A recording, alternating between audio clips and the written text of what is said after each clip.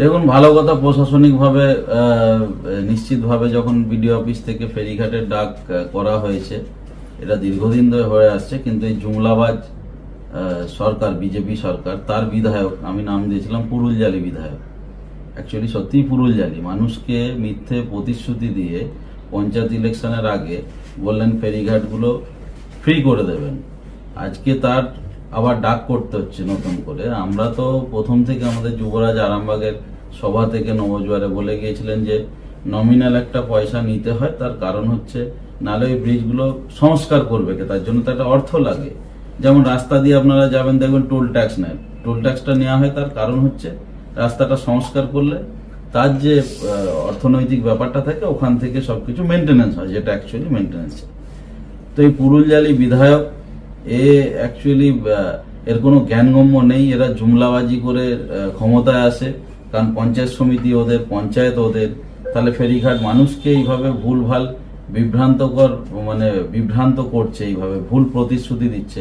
আগামী দিনে নিশ্চিতভাবে মানুষ বুঝিয়ে দেবে, যেভাবে লোকসভা ভোটে চিংড়াতে মানুষকে ভোট দিতে দেয়নি, পুরো বুথ জ্যাম করে ভোট লুট করেছিল, আগামী 26-এ মানুষ বুঝিয়ে দেবে। অ্যাকচুয়ালি চোরের মায়ের বড় গলা হয়, চোরের মায়ের বড় গলা হয়। কারণ তৃণমূল সরকার তো মিথ্যে প্রতিশ্রুতি দিয়ে আসেনি যে আমরা লক্ষ্মীর ভান্ডার 3000 করে দেব, ভোটের আগে বলেছিল, পঞ্চায়েত ভোটের আগে।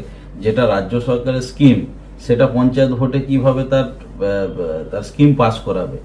তো এইগুলো মানুষকে কিছুদিনের জন্য বিভ্রান্ত করা যায়। আর এই পুরুলজালি বিধায়ক, এর কোনো জ্ঞানগম্য নেই, এর কোনো এডুকেশন নেই। আপনি একথা বলছেন যে দুর্নীতি চলছে, বড় দুর্নীতিবাজ তো। আমার কাছে রেকর্ডিং আছে, ওর যে ক্লাসমেট, বন্ধু বান্ধব, যখন ও 21-এ বিধায়কের টিকিট পায় দল থেকে, তাদের কাছ থেকে 70-80 হাজার টাকা করে সব ধার নিয়েছে। আজকে 2024 হয়ে গেল, তাদের পয়সা ফেরত দেয়নি। এবং আরো কিছু ব্যক্তিগত কুৎসা, যেগুলো আমি বললে কেস ক্লাস 6-এ গালে চড়িয়েছিল, সেই সব আমার কাছে পুরো রেকর্ড আছে। তাই বলবো, শুধরে যেতে বলেছিলাম আমি আগেও। এর বিরুদ্ধে এর অ্যাকচুয়ালি ঘেন্না হয় এর সাথে আমার, এর বিরুদ্ধে বলতে। কিন্তু তিনি তো দাবি করছেন, সোশ্যাল মিডিয়ায় অলরেডি দাবি করেছেন যে খানাকুলের বেশ কয়েকটা নদী, তার উপরে টাকার ব্রিজ তৈরি হচ্ছে, বিশেষত অরোরা খালের উপরে ব্রিজ তৈরি হবে, এরকম দাবি করছেন। অ্যাকচুয়ালি ব্রিজ তো তৈরি হবে, সেগুলো তো রাজ্য সরকারের স্কিম। আমি তো যেটা বলতে বলতে থেমে গেলাম। তাদের পয়সা ফেরত দেয়নি, তারা আমাকে ফোন করেছে, আমি তো কাউকে খুঁজে যাইনি। দলইদের কিছু ছেলে আছে। আর যেটা উনি ফেসবুক পোস্ট করেছেন বলছেন, আমিও দেখেছি। অ্যাকচুয়ালি মানুষকে বিভ্রান্ত করছে। যেটা হচ্ছে অরোরা খালের ওপর পোলের যেটা ব্রিজ, এগুলো হচ্ছে রাজ্য সরকারের স্কিম। আমাদের প্রাক্তন বিধায়ক ইকবাল আহমেদ 2016 সালেতে চিঠি করেছিলেন, তখন ডিএম ছিলেন, আর এখন তিনি নেই, মনমিত নন্দা ম্যাডাম, উনি সার্ভে করেছিলেন। তারপরে সার্ভে হওয়ার পর ওয়ার্ল্ড ব্যাংকের যে কাজ হচ্ছে, সেই কাজেতে বিভিন্ন ব্রিজ ইরিগেশন থেকে ধরা হচ্ছে। উনি শুধু তোলা তুলবেন এই ফেরিঘাট। অ্যাকচুয়ালি কালকে যে ফেরিঘাটটা ডাকা হচ্ছে, এটা ঘাট অলরেডি উনি বিক্রি করে দিয়েছেন, আমার কাছে যতদূর সূত্র মারফত খবর আমি পেয়েছি।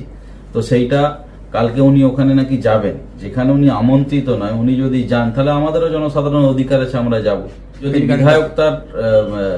বিধায়ক যদি তার বিধায়ক, যেটা বিধায়ক যাকে বিধানসভা থেকে মানুষ নির্বাচিত করেছে, উনি যদি মানুষের জন্য কাজ করেন, আমার তাতে আপত্তি নেই, কাজ করুক। কাজ করার জন্য মানুষ ওনাকে ভোট দিয়ে বিধায়ক করেছে। কিন্তু উনি যদি এই ঘাটপাট ডাকে, যেখানে উনি ইনভাইটই নেন, যে গন্ডগোলের বাতাবরণ সৃষ্টি করেন, আমরা সাধারণ পাবলিক হিসেবে নিশ্চয়ই তার প্রতিবাদ করব। আমরা জোরালো এই নির্লজ্জতার যে উনি চরম সীমায় পৌঁছে গেছেন, আমরা তার জন্য জোরালো আন্দোলন করব।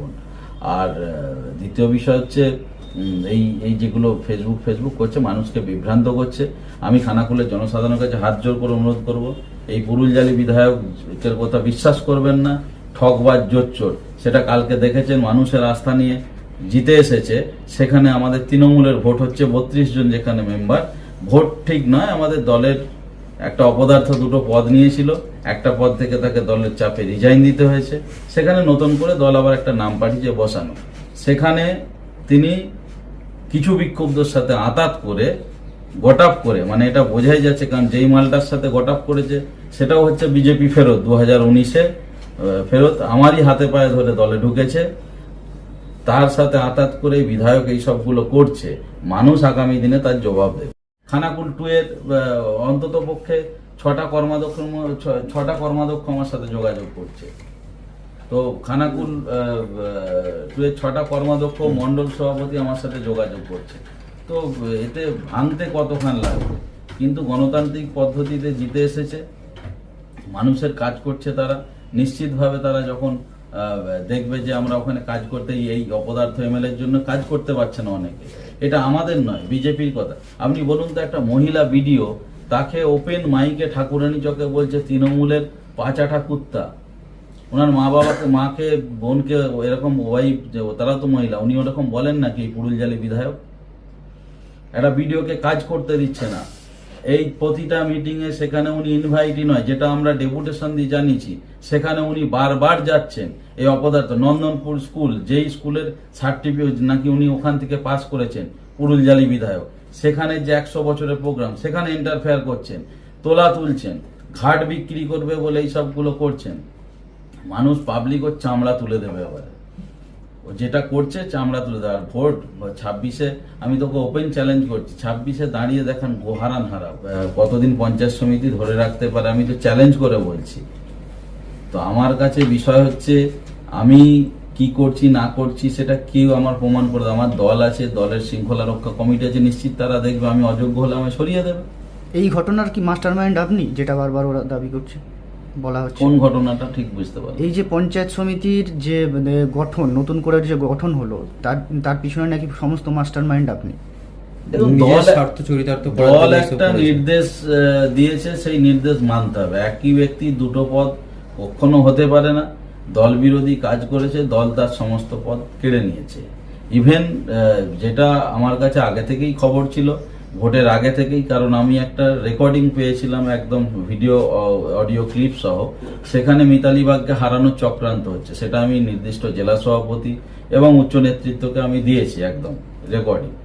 তার সাথে চিংড়ার একটি এক্স প্রধান আছে, যে কোটি কোটি টাকা ইনকাম করেছে, দলকে বিজেপির হয়ে সাপোর্ট, ইভেন ভোট দিতে যায়নি, আমাকে মার্ডারের প্ল্যান করছে। এই বিধায়ক সমস্ত একটা জটিল ভাবে আমাকে মার্ডার প্ল্যান করছে, অনেক কিছু।